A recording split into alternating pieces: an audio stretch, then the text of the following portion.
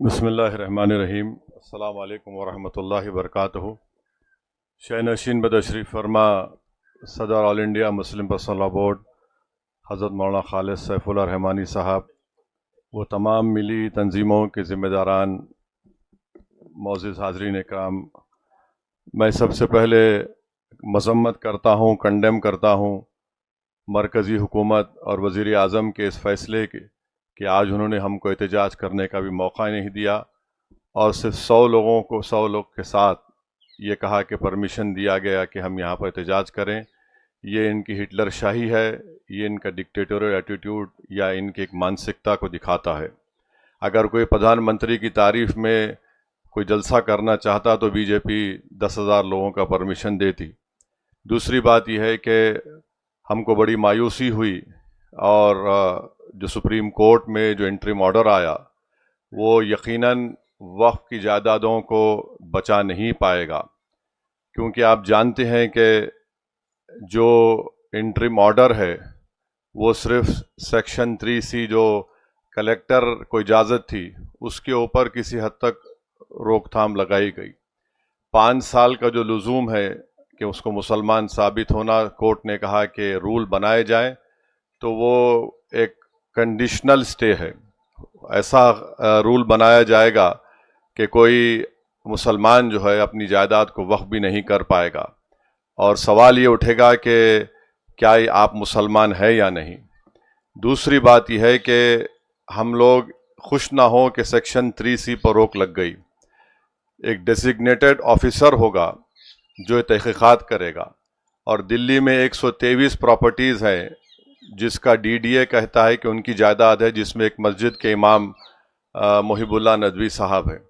تو آپ لکھ کر رکھ لیجئے کہ ان 123 پراپرٹیز پر بھی بھارت کے وزیر اعظم کی نظر ہے کہ کیسا اس کو حاصل کیا جائے ایک ڈیزگنیٹڈ آفیسر سے۔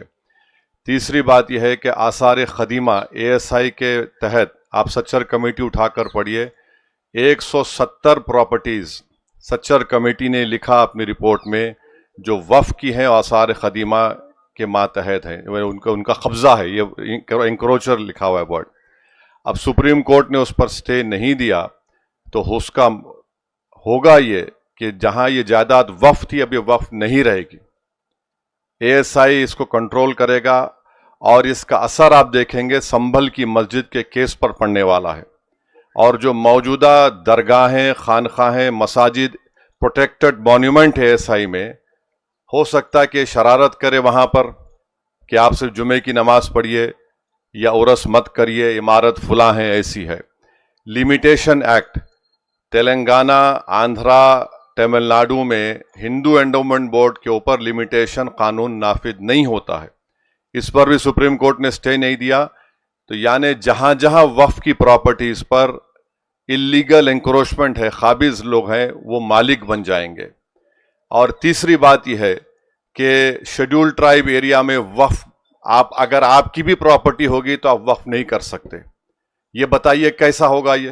اگر کوئی مسلمان قانونی طور پر شیڈول ٹرائب ہو سکتا ہے تو جائیداد اگر اس کی ہے اور وقف نہیں کرے گا تو کیا یہ آرٹیکل 14 بولیے، آرٹیکل 15 بولیے، 26 بولیے، 29 بولیے، اس کا وائلیشن نہیں ہے؟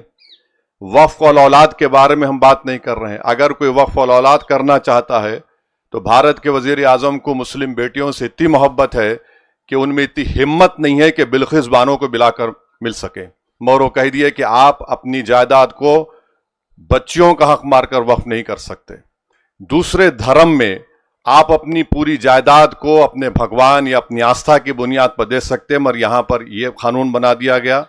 افسوس یہ ہے کہ سپریم کورٹ نے اس پر بھی سٹے نہیں دیا، تو وقف الاولاد بھی نہیں ہوگا۔ اور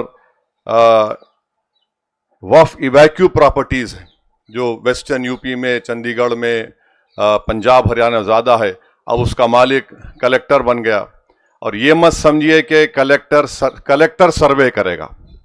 اب جب کلیکٹر سروے کرے گا تو کلیکٹر ریاستی حکومت کے ماتحت کام کرتا ہے، اور کلیکٹر ایسا سروے کر کے بولے گا یہ پراپرٹی نہیں ہے وقف کی۔ تو اگر آپ بنیادی طور پر ہم یہ کہہ سکتے ہیں کہ یہ جو سپریم کورٹ نے انٹرم سٹے دیا ہے اس سے وقف کی پراپرٹیز برباد ہو جائیں گی، اور یہ بی جے پی کی حکومت جہاں جہاں جن ریاستوں میں ان کی حکومت ہے وہاں پر وہ وقف کی پراپرٹیز کو برباد کر دیں گے۔ اور حیرت انگیز بات یہ ہے کہ پارلیمنٹ میں ڈیبیٹ سے 10 منٹ پہلے لوک سبھا میں 4 سے 5 امینڈمنٹس پیش کیے گئے اسپیکر کی اجازت سے۔ اس میں شیڈول ٹرائب کا تھا، ٹرسٹ کا تھا۔ ٹرسٹ اس لیے بنایا گیا کہ اب کوئی پراپرٹی بامبے ٹرسٹ ایکٹ کے تحت وقف ہے، تو مودی نے کہا کہ میرے دوست کو بچانا ہے، انہوں نے ایک یتیم خانے پر اپنا عالیشان محل بنایا ہے، تو انہوں نے کہا کہ اب ٹرسٹ جو پہلے بنایا گیا اور اب بنایا جائے گا وقف کی پراپرٹی نہیں ہوگی۔ تو یہ پورا ایک منصوبہ بند طریقے سے مسلمانوں کی مساجد کو وقف کی جائیدادوں کو چھیننے کے لیے یہ قانون بنایا گیا۔ ہم یقیناً امید کر رہے تھے کہ سپریم کورٹ کی یہ 3 ججز کی بینچ ان تمام متنازعات اور اللیگل انکانسٹیٹیوشنل امینڈمنٹس پر روک لگائے گی، مگر ایک اس میں اطمینان یہ ہے کہ یہ انٹرم آرڈر ہے، مگر اب یہ نہیں معلوم کہ کب سپریم کورٹ دوبارہ اس کی سنوائی کرے گا، ان کا رائٹ ہے۔ تو یہ وقف کو نقصان پہنچانے کا قانون بنایا گیا۔ ہم کو اپنی لڑائی کو جاری رکھنا ہے، پیچھے نہیں ہٹنا ہے، نہ ہم کو مایوس ہونے کی ضرورت ہے، بلکہ ہم کو اپنی لڑائی قانون کے دائرے میں رہ کر احتجاجی طور پر لڑنے کی ضرورت ہے، سیاسی طور پر لڑنے کی ضرورت ہے۔ بلکہ میں تو کہوں گا کہ مساجد میں ہر جمعے کے دن جتنے امام ہیں جو خطبہ یا اس سے پہلے واعظ کرتے ہیں، بیان کرتے ہیں، ان کو اس کے بارے میں بولتے رہنا چاہیے۔ اور تیار ہو جائیے، اس ملک میں امت شاہ NPR NRC کرنے جا رہے ہیں۔ آپ دیکھ لیجئے، پہلے انہوں نے کہا کہ بنگال کے مسلمانوں کو اٹھا کر بنگلہ دیش میں پھینک دیا، اب کہہ رہے ہیں کہ آبادی بڑھ رہی ہے۔ اتنے جھوٹے ہیں یہ لوگ کہ 1951 سے لے کر 2011 تک مسلمانوں کا پاپولیشن صرف 4.4 بڑھا، اور ہوم منسٹر رہے تھے امت شاہ، کہتے ہیں آسام کی مثال۔ ارے آسام کو سے ناگالینڈ بنا، میگھالیہ بنا، اروناچل بنا۔ اگر کسی کی آبادی 100 ہے، 100 میں اگر 10 لوگ اضافہ ہوئے تو 10% بولیں گے۔ اگر کسی کی آبادی 10 ہے، اس میں 10 لوگ بڑھ گئے تو 100%۔ تو یہ ان کا معاملہ ہے۔ تو یہ NPR NRC بھی کرانا چاہ رہے، ہر طریقے سے مسلمانوں کی شناخت کو ختم کرنا چاہ رہے، مسلمانوں کی مذہبی جو شناخت ہے اس کو ختم کرنا چاہ رہے ہیں، مسلمانوں کی جو مذہبی عبادت گاہیں اس کو چھیننے کے لیے قانون بنایا گیا۔ اس سے کوئی مقصد نہیں، صرف تباہ و برباد کرنا ہے، ہم کو بچانا ہے۔ جس چیز کا مالک اللہ ہے، اس کے لیے انشاءاللہ ہم تمام کوشش کرنا ہے۔ پرسنل لاء بورڈ کے ساتھ ہم تھے اور رہیں گے انشاءاللہ تعالیٰ۔ آج 100 یہاں پر جمع ہے، میں لکھ کے دے رہا ہوں وزیر اعظم، انشاءاللہ تعالیٰ ایک وقت آئے گا یہاں پر 2 لاکھ لوگ جمع ہوں گے تمہارے اس کالے قانون کے خلاف۔ السلام علیکم۔